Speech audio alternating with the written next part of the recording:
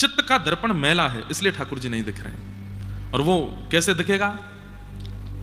एक कथा आती है, इस समझाने का भाव है।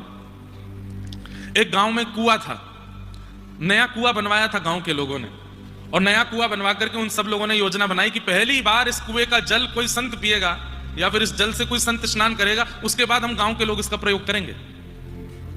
एक महात्मा को बुलाया गया, महात्मा जी गए, बोले भैया कब जाना है कुएं में स्नान करने? बोले महाराज सब बढ़िया है, लेकिन हमारे कुएं में से दुर्गंध बहुत आ रही है, क्या करें? बोले अभी नया निकला है ना, थोड़ा उसका कम से कम 50-70 बाल्टी जल निकाल दो, उसके बाद स्वच्छ जल आ जाएगा।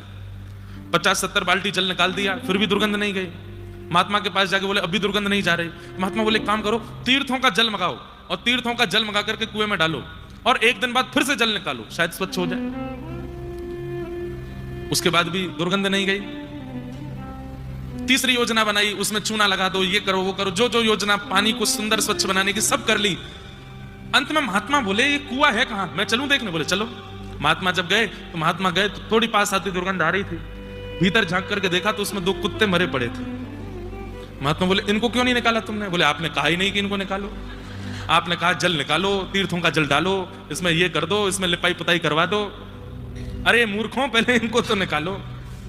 कहने का अभिप्राय समझे? हमारा मन कुआं है। हम संतों से प्रश्न करते हैं ठाकुर जी क्यों नहीं दिख रहे, अभी भी दुर्गंध क्यों आ रही है, अभी भी संसार की चीजें क्यों दिख रही हैं, नेत्र बंद करने पर हीरो हीरोइन ही क्यों दिखते हैं, ठाकुर जी क्यों नहीं दिख रहे हैं? तो हमने क्या कहा, बद्रीनाथ होके आओ, मुक्तिनाथ होके आओ, गंगा स्नान करके आओ, यमुना स्नान करके आओ, खूब सारे कथाओं का बढ़िया लेपन करो, शायद दुर्गंध नहीं आवे।